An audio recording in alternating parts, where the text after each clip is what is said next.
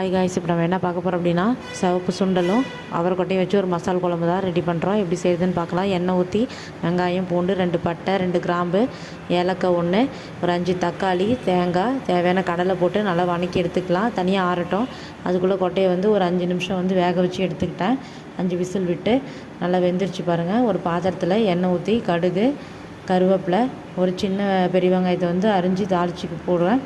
தாளிச்சிட்டு வேக வச்ச கொட்டையை எடுத்து நல்லா வதக்கி எடுத்துகிட்டு ஒரு 5 மீடியம் சைஸ் கத்திரிக்காய், ஒரு சின்ன புடலங்காய் எடுத்து நான் அரிஞ்சு வச்சுருக்கேன். அதையும் போட்டு நல்லா தாளிச்சிக்கலாம். தேவையான உப்பு போட்டுக்கலாம். 1 ஸ்பூன் மஞ்சத்தூள், மிளகாய்த்தூள், மல்லித்தூள், கொஞ்சம் சிக்கன் மசாலா, கரம் மசாலா போட்டு நல்லா ஒரு பிரட்டிக்கலாம். பிரட்டி எடுத்ததுக்கப்புறம் நம்ம ஆற வச்சுருக்கோம் இல்லைங்களா மசாலா, அது ஒரு மிக்ஸி கப்பில் போட்டு நல்லா ஃபைன் பேஸ்ட்டாக அரைச்சி எடுத்துக்கலாம். நம்ம அரைச்ச விழுதை இதில் சேர்த்து நல்லா கலந்து விட்டுக்கலாம். தேவையான உப்பு போட்டுட்டு புளி தண்ணி கரைச்சி வச்சுருக்கோம், அதையும் சேர்த்து கொத்தமல்லி தூவி இறக்கிக்கலாம். ஒரு 10